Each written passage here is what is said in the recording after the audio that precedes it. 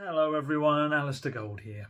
Yes, we have a defeat to talk about later in the video, but we have a defeat to talk about, which seems strange. We haven't had one yet this season, so yeah, the first loss of the season, and it wasn't very good. It wasn't very good at all. Not that many defeats are, but yeah, it wasn't great at all. But you know what? I'm going to stick that into the later on because I was at Hotspur Way today, obviously Antonio Conte's press conference, which was really interesting. It was a longer one than normal, 43 minutes in total. At one point, he kind of turned to his press officer and joked, "We're going for the hour, are we?" Because they normally cut off around the half-hour mark, but this was going past that.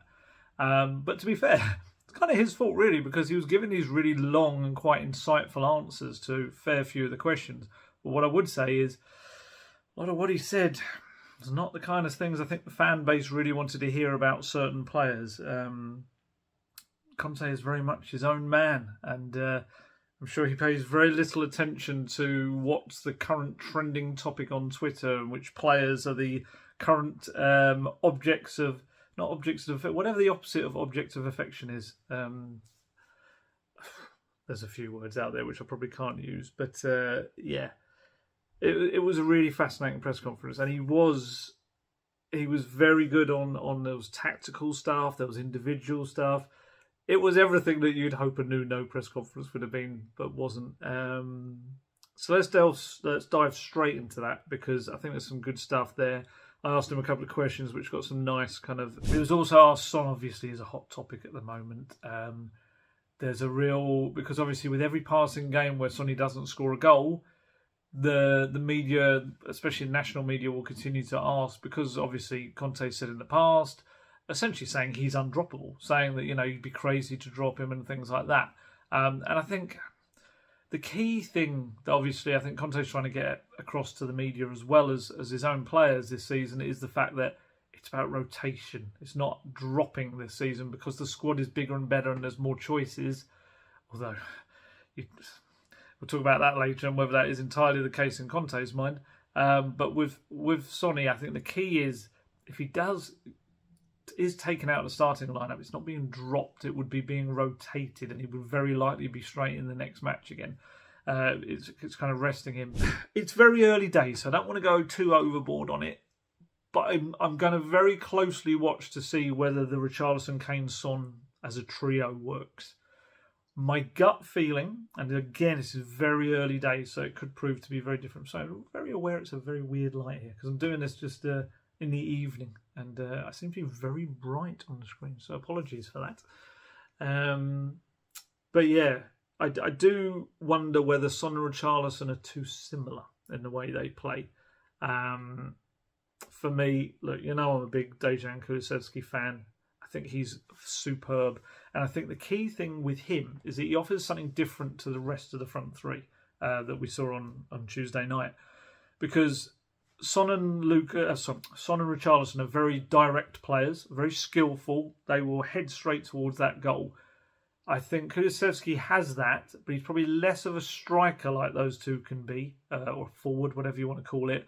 And he's more of a creative playmaker type. He will look to cut in and cross the ball. He will look to, essentially, I think more of his focus is on setting up goals for others. He said to me, didn't I? I said that out in Israel, wasn't it? He said that he sees himself as a number 10. That's his favourite position. But obviously, he's got a lot of joy on the right, so he's very happy to keep playing there. And yeah, I just feel, this is my personal opinion, I feel Spurs are a better team when 쿨루셉스ki's in it. I feel he's got that little bit of magic, a little bit of ingenuity, a little bit of an ability to pick a lock. Whether it be a cross, whether it be a quick break with that strength he's got to dribble up the pitch and then put one of the other players away. I just feel if you're going to play with Son and Richarlison either side of Kane, you lose something. But it's early days. It may be that all three of those, we're talking in a couple of weeks' time of how those three have clicked and they find a way to absolutely be superb together. I just think he's really unlucky because, Conte's spoken about rotation and all of this, how he's got these four great options. Obviously Lucas is out and Brian Hill doesn't exist, But if you're leaving someone out 3 games in a row, that's not rotation. That's just being dropped. And I don't get why 쿨루셉스키 was dropped if that's the case, because I feel like he's contributed so much. I was looking up his stats as well. First 24 Premier League matches this season, last 16 goal involvements in those 24 games. That's 10 assists, 6 goals, and that's not even to mention his involvement in earlier in the moves for goals as well. So yeah, I just feel like even when he's come off the bench, he's made Spurs look better. Even on Tuesday night, he immediately took the ball, went down the right, got past his man, got fouled. Man got a yellow card. They got a dangerous free kick on the edge of the penalty area. And then moments later, he was crossing in a ball that Richarlison headed wide when he really should have got a shot on goal. I just think he's only 22 years old, but I think he's a big player for Spurs now. And I personally wouldn't have him anywhere near that bench I think he needs to be playing. Obviously, yes, you've got to rotate, but I do feel like it shouldn't be his turn again for a long time. Yeah, I mean, look, Son and Kane, both I felt were out of sorts on Tuesday night. Obviously, much has been made of Sonny not scoring yet. He's only got the 1 assist in the first game of the season. But from what I could tell watching on from America, he looked to be good against Fulham. I thought he was bright in that game. Not so great against Marseille, but then not many were. And I just feel Kane in the last couple of games, it's just, look, he's still having his moments. Like I say, 2 perfect balls to Emerson that would have been goals probably had it been any other player or an attacking player on the edge of that, on the end of that. But yeah, I think you miss Richarlison and Son can only really flourish when Kane is dropping deep and playing brilliant balls over the top for them to run onto. That's when that 3 will probably work. But if Kane is not really in full flow, then it becomes a very lumbering front 3. I mean, Richarlison certainly worked hard. He fashioned chances for himself. Like I say, rounded the keeper really well and put the ball in the goal, but unfortunately was offside, quite a way offside.